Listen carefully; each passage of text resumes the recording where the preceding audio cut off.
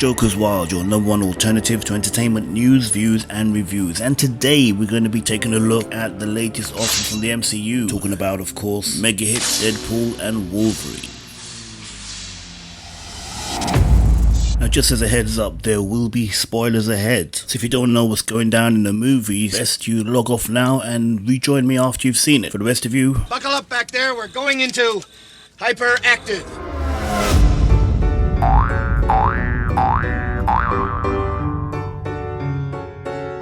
Now, first up, I'm gonna say this is not a movie for children.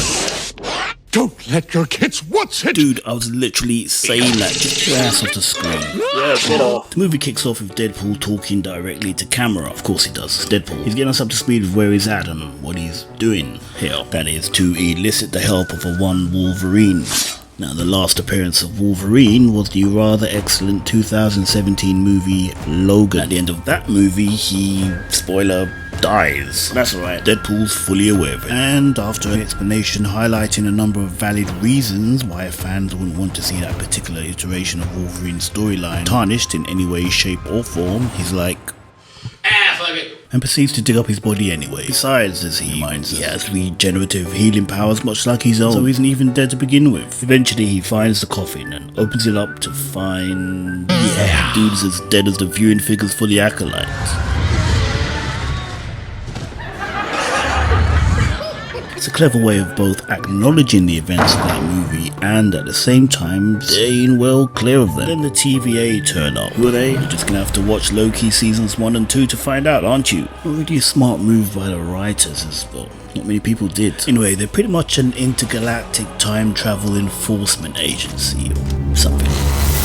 Sent to stop Deadpool and bring him in. Why? Well, we'll get to that eventually. Now, what follows is an hilariously gruesome opening credit sequence played out to the sound of NSYNC's Bye Bye Bye. Now, this is actually one of the best sequences in the entire movie and perfectly sets the expectations for what is to come. Crass, off-the-wall meta-humor and, well, violence. Fourth wall breaking has rarely been this good, especially if you're counting the rather tepid waste of celluloid that was the She-Hulk series. He doesn't mean that.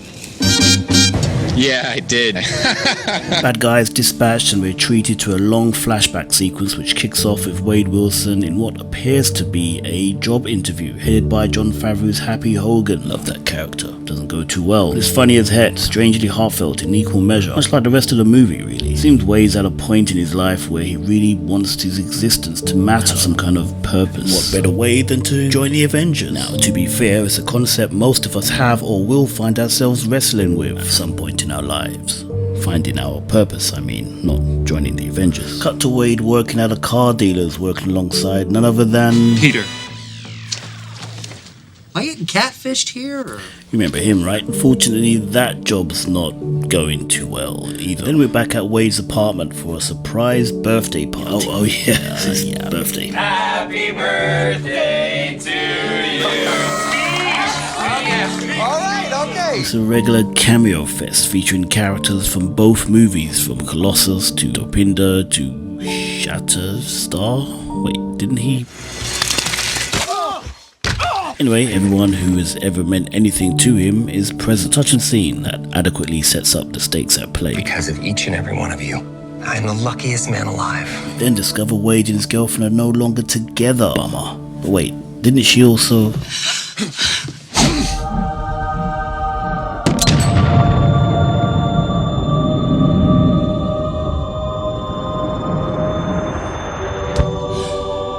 Anyway, she's moved on and she's seen someone new. Now I remember. When we last saw Deadpool at the end of Deadpool 2, he's using Cable's time travel device. Go back in time and fix everything. I get it, now I get it. Anyway, one blown out birthday candle later, and there's a knock at the door.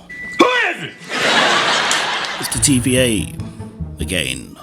Well, technically for the first time, as this is a flashback. Anyway, they grab him and take him back to their HQ. And we get that scene from the beginning of the trailer of the head of the TVA, Paradox. Mr. Wilson, you appear to have soiled yourself while unconscious. I wasn't unconscious. Who are you? Why am I here? Walk with me. He informs him that he needs him and his special set of skills to carry out a mission that includes a multiversal threat. To take on that threat, he's going to need the help of Wolverine, because he's an intergalactic anchor or something. The only bummer being his universe, the one he exists in, and everyone else he loves and cares about, has to die in the process. When you can finally matter. Not quite sure what kind of reaction he was expecting, other than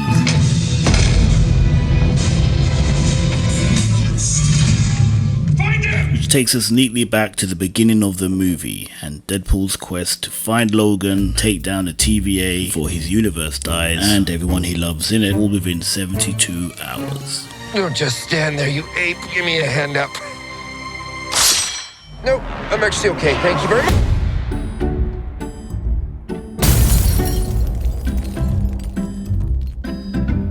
The cast here are uniformly excellent. No one phones it in, everyone turns up and delivers, doing a stellar job. Hugh Jackman knocks it out of the park, like clean, probably giving us the most layered interpretation of everyone's favourite berserker that we've seen yet, proving he's not quite Too old for this shit.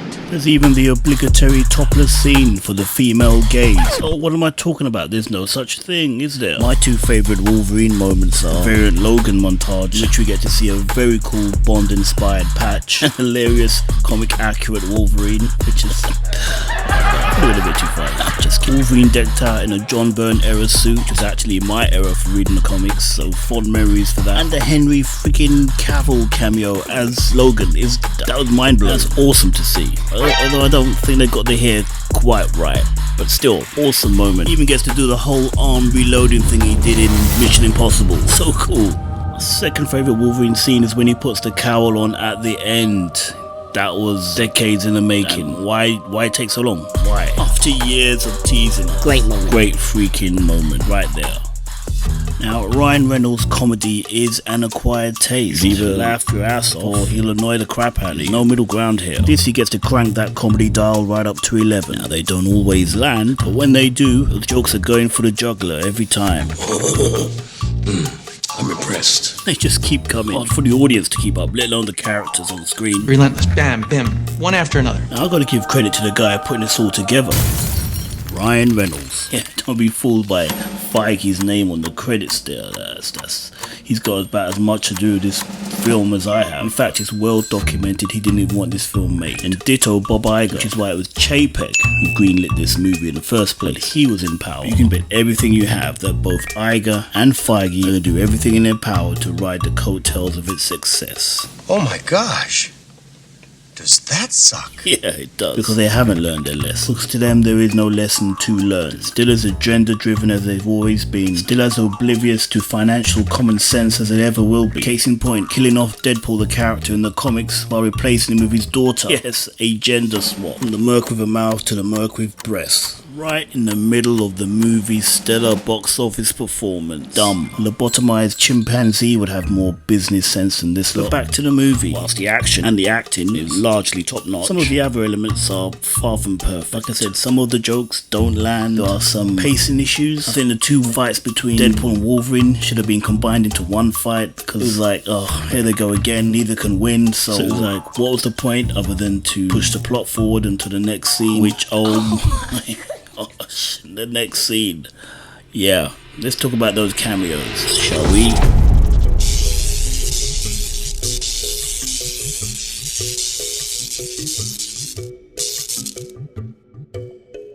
This movie has cameos up the wazoo, man. Mainly from the X-Men movies. There are a few cameos that are, well, special, and I'm here to explain. Now, you get movies that are fairly good, and then they have this one sequence, one moment in the movie, and you're like, wow, and it just elevates the entire production, like, to me anyway. Give an example. Rogue One, not bad. I enjoyed it. Good movie. But man, when that Vader scene kicked off, I was like, oh my gosh, I lost it. I lost it. Similar moment in Spider-Man No Way Home with the two Spider-Men, Andrew Garfield, Tobey Maguire. Again, blew my mind. Loved the moment. Elevated the movie. Deadpool and Wolverine, I had no idea these two people were in this film. No idea at all. So Deadpool and Wolverine, having fought again for the second time, exhausted themselves and pass out, and then they wake up in this underground layer somewhere mysteriously, and they're like, how do we get here? And then in walks Jennifer friggin' Garner as Elektra. I kid you not. It's like, I was like, what? And look, Garner and I go way back. Not physically, never met her, but Alias is my favorite TV show of all time. Highly recommend you watch it, especially in today's drought of well-written female characters. And yeah, there was a time when J.J. Abrams wasn't just a hack director for hire in Hollywood. So yeah, when Garner won the role of Elektra for the Daredevil movie, I was just over the moon for her. She smashed it in that movie. Then she had the spin-off, and I think they just got the wrong person for the job when it came to the director. Didn't have the vision of what was needed to make Elektra a great assassin, martial arts epic. Not to mention, one of the most pointless bait and switches I've seen in a while. It's just, yeah, sad. Then came the second cameo. My mind was really blown then, because you could have given me 100 guesses as to who would be showing up in this movie, and this person would not even enter my mind. Like, this character to me was as far from the MCU as Batman. I just didn't see it. I couldn't see it happening. Anyway, in walks freaking Blade. Wesley Snipes. Blade. Are you kidding me? Are you actually kidding me? Blade was the OG Marvel success movie way before X-Men, and was much more significant than Black Panther in terms of putting a black superhero on the map. Feige has been fighting tooth and nail with Mahershala Ali to wokeify the new Blade movie, replacing with a woman. That's why that film ain't never coming out, and I mean never. Been a fan of Snipes since Wildcats, man. You need to look that thing up, man. Goldie Hawn. Anyway, back to this movie, and it was so cool watching him do his thing in this movie, man. He's just still got it, still smooth like silk. That guy could have been an awesome Black Panther, man. But anyway, it was a great cameo, and they both got to cut loose with some fight scenes too, man. Smart move, Ryan. Smart move. Now, we'll say, as a small downer, I do wish that Garner got to wear a more comic accurate Elektra uniform, which she didn't get to wear in either the Daredevil movie or the Elektra spin-off. That would have been cool, but I get it. Probably didn't fit in with the whole post-apocalyptic theme. Same with Blade. Again, I get it. Big downer. Channing Tatum. Gambit. No. It was a whack idea when I first heard it. It was a whack idea seeing it in the flesh. Yeah, his comic costume couldn't be more accurate. How is that? However, there is no way that guy should be playing Gambit. Too bulky, he's too... doesn't have the look. No, man. And no, I didn't like what they did with him in X-Men Origins either. Bit of a chump. No. Gambit, Psylocke and Wolverine are my 3 favourite X-Men. Best believe they need to be done justice. Just wrong. You know, it'd be great casting. Unfortunately, the guy passed away a couple years back. This guy here. This actor, this French actor right here. Gaspard Ulliel. You may remember him from the Chanel Blue adverts a couple years back. Man, it would have been perfect casting. He had the look. Definitely had the talent. I watched some of his French movies. He was also in Moonlight, but that I didn't watch. Man, this guy would have been perfect. Unfortunately, the guy died in a ski accident. He was young, man. The industry was robbed of a great actor. This franchise was robbed of a great Gambit. Man, sucks. But Channing Tatum, no. No, sirree.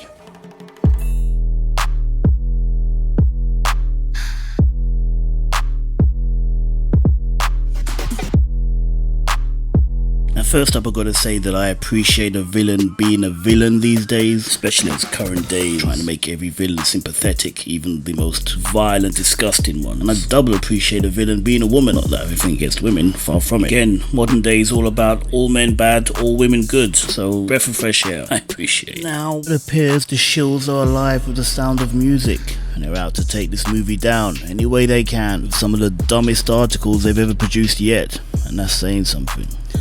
Check this one out by David O.P. Deadpool and Wolverine could and should have been so much gayer. Guys, stink. Dude, if drinking soya lattes was a crime, you'd be on death row. In Deadpool and Wolverine, is the joke really just that they're gay? No, Jack King, the joke is that you're a joke, and your article's a joke, without a punchline. Saving the best till last. Out.com. We are so over the homophobic marketing campaign for Deadpool and Wolverine. Are you retarded? Yes, I think they are. They all are. It's the only way you can explain it. Why this is all they think about all day long. Come on now, dog. Come on, but you know what? Man. doesn't matter.